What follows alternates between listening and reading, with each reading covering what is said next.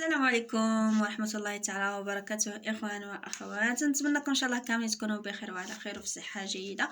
مرحبا بكم في فيديو جديد وفي وصفة جديدة على قناة يوميات وهبة البركمية.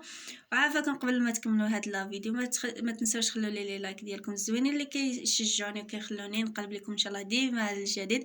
كما لاحظتوا في العنوان نبداو لكم في الوصفه ديالنا بسم الله على بركه الله باش ما نطولش لكم الفيديو. كما لاحظتوا في العنوان اليوم جبت لكم وصفه علاج للضيق التنفسي وكذلك الربو والسعال الحاد. بالنسبه لهذه الوصفه راها مجربه مليون في المية، مجربه من الوالده ديالي اللي جربتها لها ولقيت عليها واحد النتيجه، وقلت علاش ما نتقاسمش معكم هاد الوصفه ان شاء الله. ونتمنى لكم الشفاء العاجل بالنسبه للناس اللي كيعانيوا من الحساسيه والضيق التنفسي وكذلك اللي كيلقاو واحد الصعوبه في السعال. نتمنىكم انكم تجربوها وتردوا لي الخبر. نبداو ان شاء الله في المكونات ديالنا. غادي نحتاجوا العرق السوس كما كتشوفوا، غادي نحتاجوا هنا العرق السوس كل واحد على حسب الاستطاعه ديالو شحال يمكن له ياخذ 10 دراهم ولا 5 دراهم. كنحتاجوا هنا 3 ديال المكونات. كنحتاجوا العرق السوس، الباديانا كما كتشوفوا هنا عندنا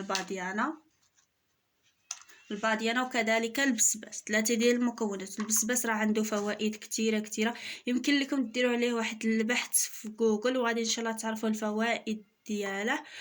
يمكن لكم ديروا البحث على 3 ديال هاد المكونات، يعني غادي ديروا العرق السوس، الباديانا وكذلك البسباس. عنده واحد الفوائد كثيره وكنجربوا انا في عديد من الوصفات.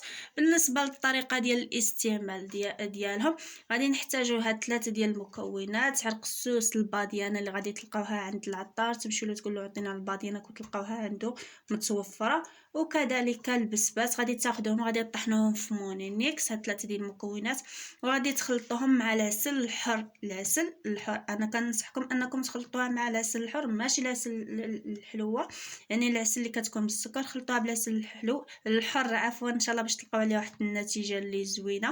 وان شاء الله غادي تجربوها مده 15 يوم وغادي تردوا لي الخبر. قلت لكم غادي تخلطوها مع العسل الحره. الطريقه ديال الاخذ ديالها كتاخذوها قبل الفطور، كتاخذوا معلقه قبل الفطور بنص ساعه او لا ربع ساعه، وكذلك مور وجبه العشاء. المهم من كتساليو العشاء ديالكم كتدخلوا للفراش ديالكم كتاخذوا واحد المعلقه، يعني كناخذوها 2 مرات في اليوم. كناخذوها قبل الفطور ومور العشاء. هنا ان شاء الله كنكون وصلنا لنهايه الفيديو. عافاكم ما تنساوش انكم تبارطاجيوها مع الاهل مع الاصدقاء ديالكم وجربوها ردوا لي الخبر. نتمنىكم ان شاء الله الشفاء العاجل. الى اللقاء، الى وصفه ان شاء الله قادمه.